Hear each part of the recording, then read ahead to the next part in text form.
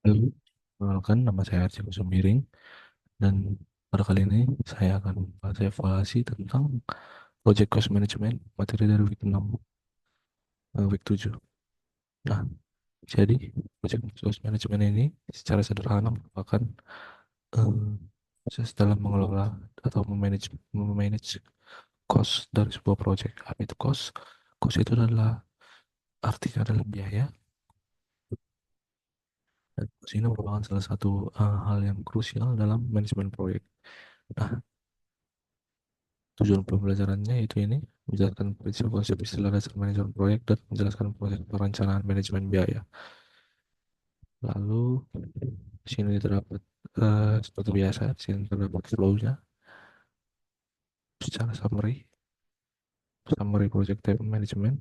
Kemudian masuk yaitu pentingnya pengelolaan biaya. Nah, seperti yang saya jelaskan tadi, pengelolaan biaya itu penting dalam sebuah project. Itu merupakan hal yang krusial karena berhubungan dengan kualitas, waktu, dan scope. Nah, jadi project biasanya sangat buruk untuk menjaga biayanya karena biaya itu kadang tidak terduga. Terdapat biaya yang tidak terduga yang kadang di luar dari dugaan kita, sekalipun kita sudah mempersiapkan dengan baik. Makanya kita harus memaksimalkan di persiapannya dan mengestimasi-estimasi supaya masuk biaya-biaya terduga itu, walaupun tidak terduga terjadi, kita tetap menghandle pengecualian akan hal itu.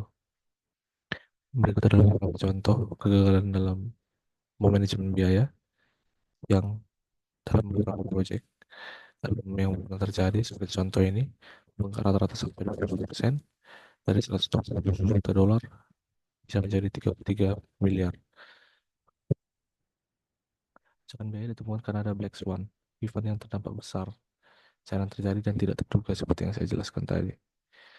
Nah, sebelumnya kita akan menjelaskan apa itu biaya. Biaya itu sumber daya yang dikorbankan atau diserahkan untuk mencapai tujuan tertentu. Nah, artinya di sini adalah dalam mencapai sebuah tujuan, ada hal yang harus kita keluarkan. Eh, Itulah biaya. Biaya eh, tidak melulu tentang ini harga atau nilai. Biaya itu dapat berupa sumber daya, dapat berupa harga, dapat berupa tenaga kerja. Pokoknya apa saja yang kita keluarkan untuk bisa eh, mencapai apa yang kita tuju, itu adalah biaya. Sesuatu yang dipertukarkan menurut Webster. Kemudian manajemen pengelolaan biaya. Terdapat empat proses dalam manajemen pengelolaan biaya. Supaya, eh, Itu planning, estimating, determining, dan controlling. Planning itu merencanakan, estimating itu mengestimasi atau memperkirakan biaya-biaya biaya apa saja yang akan dibutuhkan. Determining the budget yaitu menentukan biaya budgetnya berapa, dan controlling itu eh, mengelola biaya tersebut. Kemudian ada istilah profits dan profit margin. Profit itu adalah pendapatan kurang pengeluaran. Profit itu bisa diartikan untung sebenarnya. Untung itu kan, kalau pendapatan itu kan belum tentu itu untung kita, karena kita juga punya pengeluaran tadi adalah biaya. Nah, profit itu adalah selisih antara pengeluaran dan pendapatan. Jadi apa yang untung kita dari proyek tersebut yang bersih, ini itu meningkatkan profit. Nah, karena hal itu berkebalikan, sehingga profit ini akan meningkat jika revenue meningkat dan expend atau pengeluaran itu menurun. Kemudian istilah profit margin itu adalah rasio perbandingan profit terhadap revenue. Kalau dibandingkan dengan, nah, seperti yang saya jelaskan tadi, revenue itu kan belum tentu itu profit kita karena ada pengeluaran. Ada hitung pengeluaran juga. Nah, perbandingan antara keuntungan dan pendapatan itu adalah profit margin. Artinya, jadi contohnya misalnya eh saya itu antara rasio profit terhadap revenue misalnya 2%, artinya 2% dari revenue itu itulah profit kita. Berarti selebihnya itu adalah pengeluaran kita. Kemudian ada life cycle costing. Life cycle costing itu seperti daur hidup dalam biaya. Ada initial cost, service cost, preventive cost, operating cost, dan disposal cost. Dan adalah jenis-jenis biaya. Initial ini biaya utama, service biaya layanannya, preventatif maintenance cost yang untuk maintenance, operation ini untuk operation, disposal untuk disposal. Nah, kemudian selanjutnya cash flow analysis. Cash flow analysis itu menentukan estimasi total biaya tahunan dan manfaat sebuah proyek serta hasil cash flow tahunan. Nah, ini salah satu metode mengestimasi. Akan ada grafik-grafiknya seperti ini. Kita akan mengestimasi sesuai dengan pola grafiknya ini. Kemudian terdapat beberapa istilah, yaitu tangible cost or benefits, yaitu biaya dan manfaat yang bisa diukur. Intangible cost and benefits sebaliknya sulit diukur karena tidak terhitung. Kemudian ada direct dan indirect cost, yaitu biaya langsung dan biaya tidak langsung. Kemudian sunk cost itu uang yang telah dibelanjakan di masa lampau, artinya yang tidak bisa dikembalikan, sang tenggelam. Kemudian dapat juga teori tentang learning curve. Learning curve ini seperti kurva terhadap uh, performance measures dan number of trials.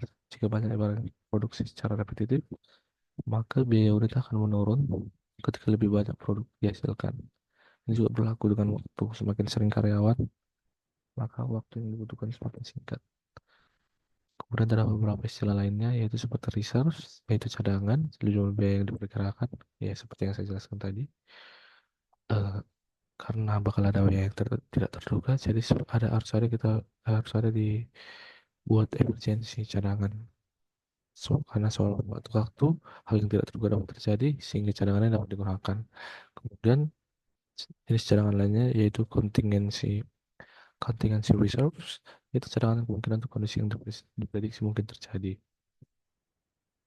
Nah, ini sama seperti reserves tadi, cuman ini kondisinya itu diprediksi mungkin terjadi, lebih memungkinkan untuk terjadi. Kemudian manajemen reserves yaitu jenis cadangan juga. Nah, tapi ini kondisinya yang tidak bisa diprediksi, contohnya seperti kejadian alam dan bencana. Kemudian kita masuk ke satu persatu subbab. Ya, yang pertama yaitu planning cost management, yaitu perencanaan cost. Nah, rencanakan bagaimana biaya akan dikelola sepanjang umur proyek. Info itu kan yaitu level of accuracy, tingkat akuratannya, unit of measures, unit ukurannya, organizational procedure links, dasar perhitungan biaya itu terkait apa? Karena perhitungan itu harus ada dasar-dasarnya. Kemudian control threshold, seberapa besar kelebihan dan kekurangannya, rules of performance measurement, berapa sering biaya dimonitor, reporting formats, and process description. Kemudian masuk ke bab yang kedua yaitu estimating cost, yaitu mengestimasi biaya. Terdapat istilah rough order magnitude, yaitu perkiraan kasarnya berapa, tebakannya itu berapa, dugaannya itu berapa. Kemudian ada dua jenis estimate, yaitu budgetary estimate, estimasi dengan melihat apa biaya yang terjadi 2 tahun ke depan. Kemudian definite estimate, yaitu estimasi akurat atas biaya proyek. Kemudian di sini adalah tipe-tipe dari estimate cost yang tadi saya jelaskan. Ada ROM, budgetary, definitive, dan masuk ke cost estimates and tools.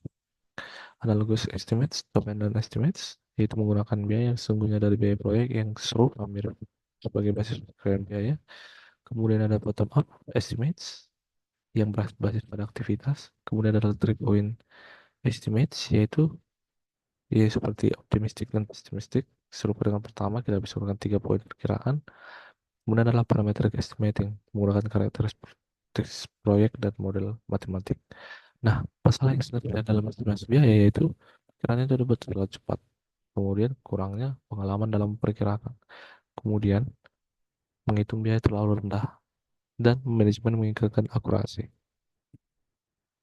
Nah, berikut adalah contoh membuat estimasi biaya dengan survei flow.